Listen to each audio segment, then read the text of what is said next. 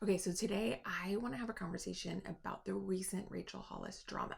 And I want to take a little bit of a different take on it because it's a very classic example of when a leader makes a mistake and then responds in such a way that has the complete opposite effect of what they're going for.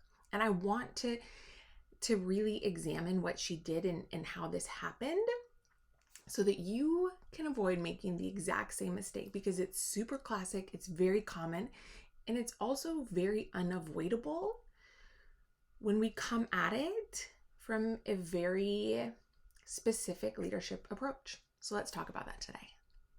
Okay, so if you're not yet aware, last week Rachel posted a TikTok video in response to a comment that someone had made to her, and it came across as very offensive to a large number of people. And if you kind of want to know more about that, feel free to go on Instagram. I'll post some links below that will highlight why people found it so offensive, because the video has now been removed, but it took about a week and a half for it to be removed from her Instagram. And so if you want to know more about that, I'll put the links below. But the gist of it is that Rachel said some things, and a large number of people found what she said highly offensive.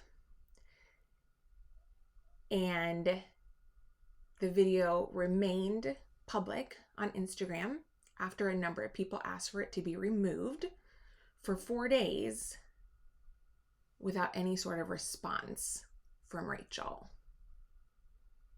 And then when she did publicly respond, here's what she said. So she starts by saying, "Someday I'll learn that my intent and my impact can be wildly different things. I made a post last week that was upsetting to people, and even though it was never my intent, I own that it was, and I apologize." Okay, so for starters, as leaders, as people, like, it's foundational as leaders to know that we make mistakes and we will offend people unintentionally, and that we need to own that, change our course of action, do something different the next time so we don't offend them, but out of a place of genuine apology, because we actually want to love others well. We actually want to serve others well. We actually want to treat others well. And so the start of the apology is a little interesting to me, because she says, "Someday I'll learn that my intent and my impact can be wildly different things." I find it a little interesting that she doesn't yet know that. I feel like it's a kind of a basic fact, but maybe she's still learning. So if this is you and you're confused as to why I think this is an interesting opening statement for an apology, let me just tell you that we can say things and do things with an intent that comes across very differently to other people, and they might not perceive things the same way as we meant them to. So there you go. Now you know too, right?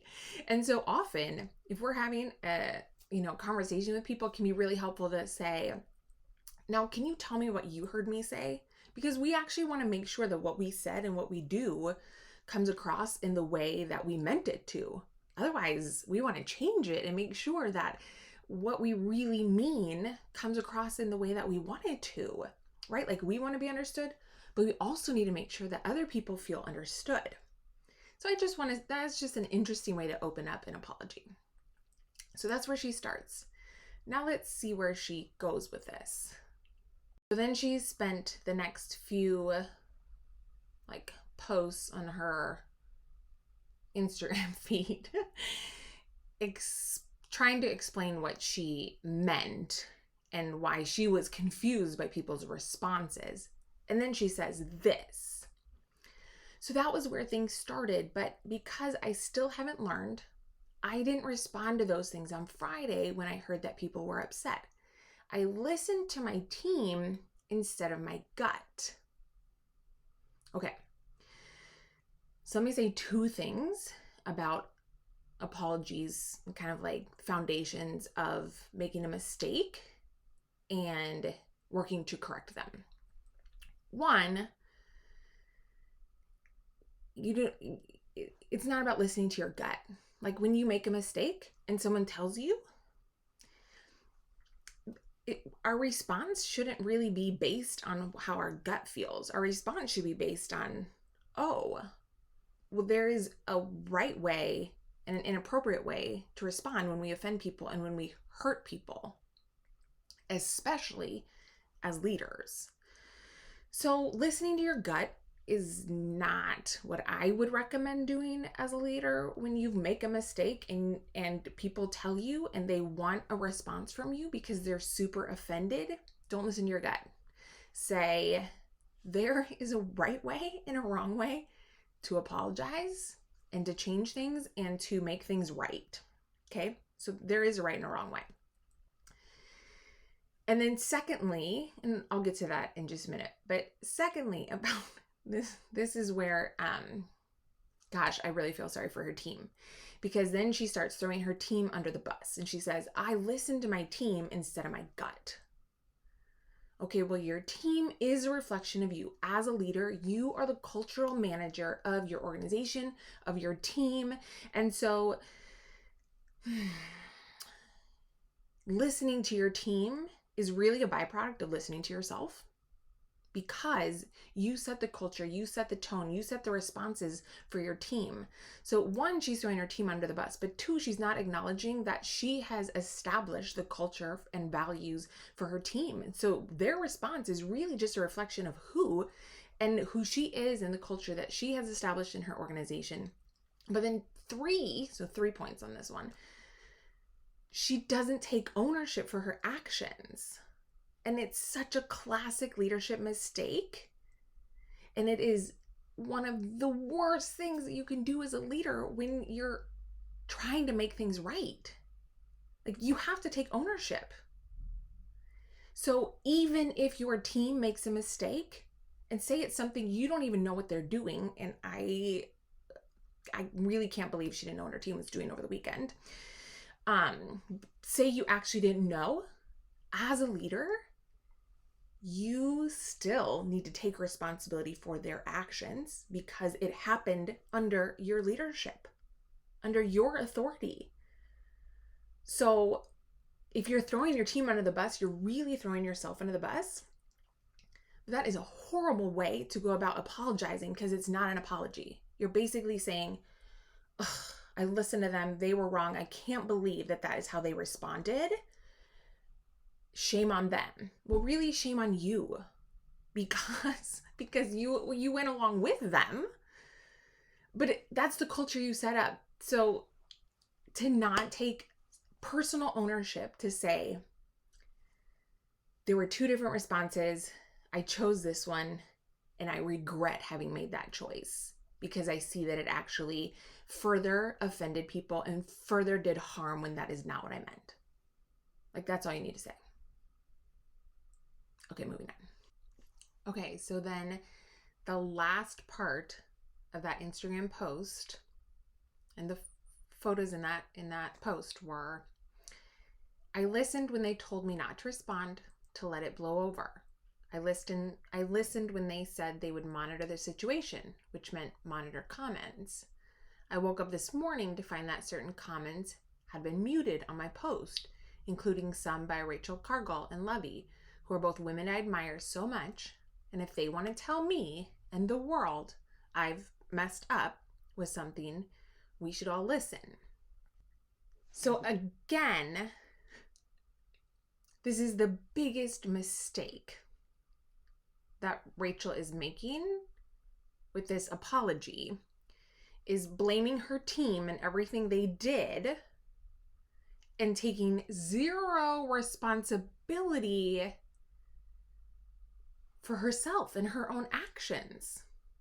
Zero. So it's not an apology at all. And I think that in and of itself is the biggest mistake. And it's a mistake that leaders make all the time in an effort to sweep something under the rug and try and move forward so that we can just get beyond this and move forward without actually doing the work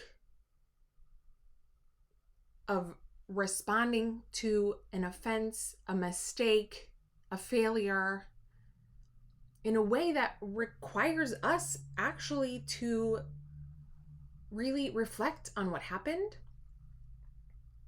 acknowledge that what we said or what we did, whatever our intentions, offended someone else, and that the only way to really apologize and mean it is to do the work so that we don't do it again.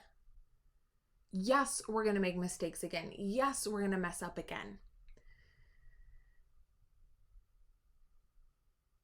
But when we do that, and when we do the work as leaders, when we're actually apologetic, when we actually want to repent and turn and make something new, when we actually want to make things right, even if we don't know what that is yet,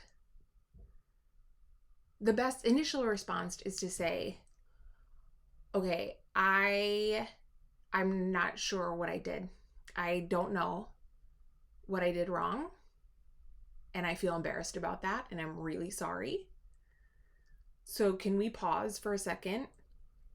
Can we have a conversation rather than turning a deaf ear and being silent for days on end about it, and even having people muted who wanted to engage a conversation and engage her, which they didn't need to take the energy and the time out of their life to do that, but they did. And to say, okay, I'm confused. I don't know what I said or what I did that was offensive. I'm going to be honest, and I'm embarrassed about that. And I want to do the work to figure that out so that I don't do it again. Because I am so sorry. I don't know what I did wrong. And when we can start there as leaders and humble ourselves enough to admit that we don't know what we did wrong, because especially when it's not obvious to us why we offended people, and in this case for Rachel, as this played out over days, I think it was pretty apparent that she really didn't have a clue why and how she offended people. She just didn't. And this is where humility is one of the biggest character traits of servant leaders and of people who serve their teams well, is to be humble enough to say, okay, I clearly made a mistake. I don't know what I did wrong. I'm embarrassed about that right now. And I want to take the time and put in the energy to learn what I did so that I don't do it again. And let's be real, that learning, that might take more than a day. That might take more than 24 hours. But we can humbly say that and acknowledge that and admit that in a very short amount of time. And then the learning, that might take place over a while, and that's fine. That's fine to need time to figure out why what we said and what we did really offended people and really hurt people and really wounded people in a way that we never imagined that it could. That learning might take a while. But it shouldn't take very long at all to say, whoa, I clearly messed up. I actually don't understand why. I'm embarrassed about that. But I need to pause right now and create space so that we can have a conversation about this. Man, as leaders, if we created that kind of atmosphere when we screw up, because we do screw up. And from Rachel's post, it feels like one of her scapegoats is that she messes up. And so she just passes it off as, oh, I messed up again. Oh, I messed up again. When every time we mess up, and we do, that's I don't take issue with her acknowledging that, but for me, it felt like a scapegoat of her to say, oh, this is one more time I'm failing publicly. Everyone gets the benefit. Hey, I'm here failing publicly in front of you again. Okay, yes, a lot of us don't fail publicly in front of, 1 million+ followers on social media. That is true. And just because we are human and we make mistakes, like, the mistake isn't responsible for us. No, we need to take responsibility for that mistake and say, whoa, a lot of people are asking me to take this post down. I don't get it, but I'm going to respect that something is happening. I'm going to respect them and their opinions and their responses, and that they are telling me that they're offended. And so I need to pause and really listen to why. And maybe I should take that post down. Or maybe I should put a pause on this project over here. Or maybe I need to create space and have a conversation with someone because of something that happened, rather than waiting for days or weeks or months and ignoring the elephant in the room and actually not making things right. So, as a leadership consultant and coach, I can't help but see incidents like this play out and see the leadership culture and see the leadership learning that is the foundation of all of it. Because at the end of the day, here is what the misses were when Rachel thought she was apologizing. She didn't take ownership for what she had done.